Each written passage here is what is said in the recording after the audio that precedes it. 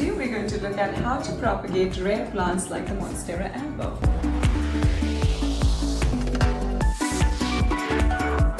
Easy it is to propagate a Monstera Albo.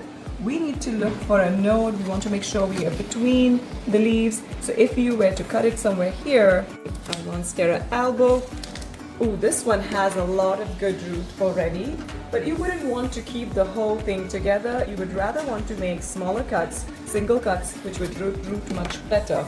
So up here you have a single leaf, and that's like your top cut. Now, so what you would want to do is cut each one of those, and from one Monstera Albo you suddenly now have several of them. This one already rooted. How beautiful those roots are. So you got several little cuts that would each give you a beautiful new plant besides a top cut that would look like a perfect plant. This is the Monstera minima, just that this is a variegated variety. We're going to look at how to propagate this. I made sure my tools were sterilized before I did that. First cut. And let's make another cut here. Oh, and they're so beautiful. I see another clean cut here. Let's make a few more cuts. There we go. This rest of it, I'm going to leave it as a top cut. Reason being, I see only a couple roots. So we'll let it root before we actually cut this any further. Now, propagation can be done both in soil or in water.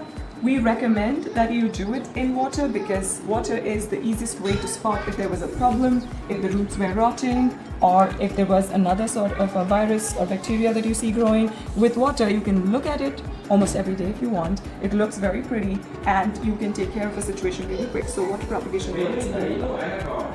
Let's propagate a Florida together. It is very easy. You want to focus on getting the nodes. Make sure you have some roots on your nodes. I will make a clean cut somewhere here. We got our first cut out. Now this whole thing is big, but let's make single cuts. That's our first cut there. And this is too long, so I'm going to shorten it up a little bit. But also I can see I have another clean cut here. And then that's our top cut. Again, too long, so we'll shorten that up. You want to make sure your nodes have some roots and possibly a growth point. Now with the plant that is already here, we will make a few more cuts right out there. Look at how beautiful that is.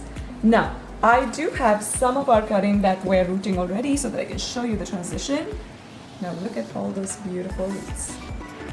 And these are Florida as well. Once these are rooted to this stage, each of these leaves are now good to become a plant by itself. You can see this gorgeous little plant growing. Beautiful roots. That white stuff here is called the callus, right? And so this is a stage wherein this leaf is ready to be potted in soil and you have a whole new Florida plant just from one plant. You got tens of them. The strawberry shake, that same plant that once used to cost $1,500, we're going to propagate this to make several strawberry shakes. Let's make a cut somewhere here. You want to always make sure you have a clear node. So we'll make this big cut to come from. You want to make sure each of your cut has a little node. That's your next cut. Let's make this one. And we have another beautiful one here.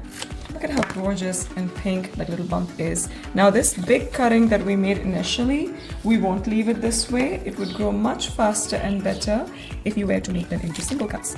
Just make sure you don't cut off the leaf. You actually cut the whole node. There you go. And more cuts. And more cuts, I guess. That's a lot of cuts. Now this one is tricky because it is a top cut, but I do see a lot of roots, as you can see here. Clearly a lot of roots, so we can certainly take a few more. Another beautiful one. Again, I do see clear roots in this node and this node, so I'm going to make one more. And so that's a pretty top cut that you have. Once your cuttings are ready, you can just pop them in water. Could be just a mason jar. And you make sure some of those roots are actually touching the water. And your propagation setup is pretty much ready. Now, you would want to keep an eye in this jar. At least every 5 to 6 days, take a look and see if the water still looks clean. You might want to change out the water. That really helps with the root. Let's propagate the golden dragon together. You would want to make sure you have enough node space, which is not very common with golden dragon, but this particular plant, do you have dangle? We see a beautiful cut right here, nice and clean. I do see clean roots in both of these nodes, so I'm going to make one more cut right here. And look at this beautiful cuts. Now I'm going to look at the plant to see if it gives us any other cuts. I can see this cut would be very clean.